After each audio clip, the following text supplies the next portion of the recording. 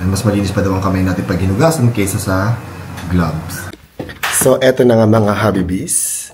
Paalis kami ngayon ni Mama Malu. Magbabanding naman kami ni Mama Malu. Pero sa palengke.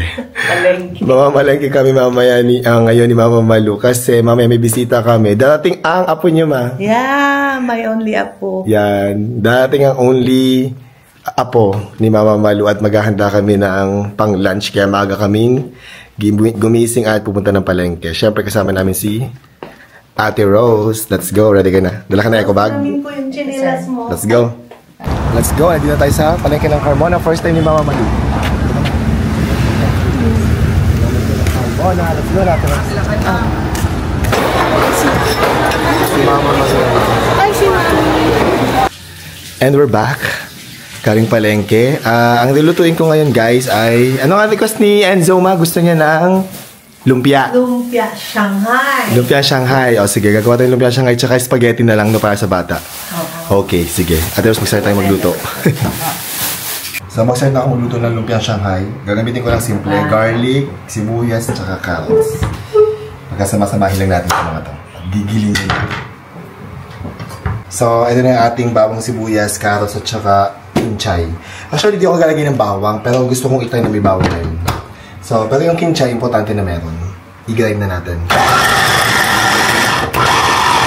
And ihalo na natin sa ating kalahating kilong biniling lang yung gagawin ko na bago.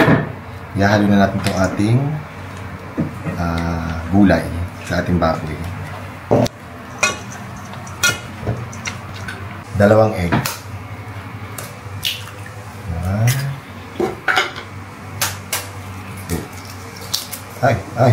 Ay, Ate Rose. Sumama na yun. Sumama na yung mga eggshell. Tanggalin natin. Sumama mga eggshell. Yan. Tapos, simplahan natin ng asin. Yung iba nilagay ng paminta, okay lang din naman. Yung iba hindi. So, depende. Tansyan-tansyan na lang. Tapos, haluin na natin. So, yan. Ready na yung aking lumpiang Shanghai. Si Ate Rose naman ay pinapa-help ko prepare ng aking pang spaghetti. Thank you, Ate Rose. At si Mama Malu ay gumagawa ng kanyang beef steak. Beef steak. Ang bango, Ma. At naka-apron. Ang cute ng apron sa'yo, Ma. Ano yan? Habibi apron. Yeah. Naka-apron ako. Kasi nga pag ano ko tumatalsik yung karne. So, nag-start na ako magluto ng spaghetti. Yan, kasi syempre gusto ng bata mga Filipino-style spaghetti, di ba? Partner ng Shanghai. Si Ate Rose naman, pinag-aatanggal ko ng lumpia para makapag-wrap na kami ng lumpia mamaya. So, mag-start tayong gumawa at magbalot ng ating Shanghai kasi ito medyo matrabaho. Madali lang ang pag-mix, pero yung pagbabalot ang medyo matagal. So, ayan. Nagugas ako ng kamay. Kung sabihin nila, di ako nagugas ng kamay. And mas malinis pa daw ang kamay natin pag hinugasan kaysa sa gloves. Yan ang sabi. Ayan. Magbalot na tayo. Lagyan natin ng tubig na may harina para isara ang ating wrapper.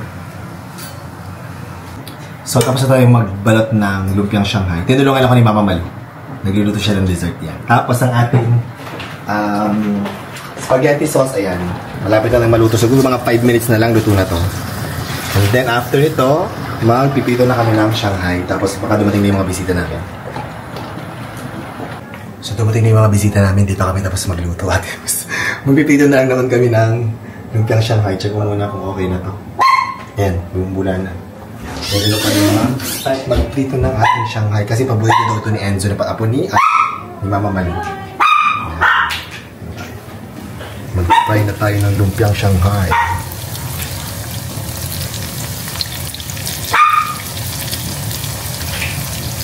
And ito na yung ating Shanghai. Ilagay na natin sa table. Hindi na kami nag-set up ng table. Kasi pwede si Happy David. So, pag ako nag-set up, simple siya. Ganyan lang. So, spaghetti Shanghai and my beef steak si Mama Malu. Luto na ang beef steak ni Mama Malu. Wow! Thank you, Ma! Okay. Kakain na tayo. Meron tayong spaghetti Shanghai. At may gano'n naman dessert si Mama Malu.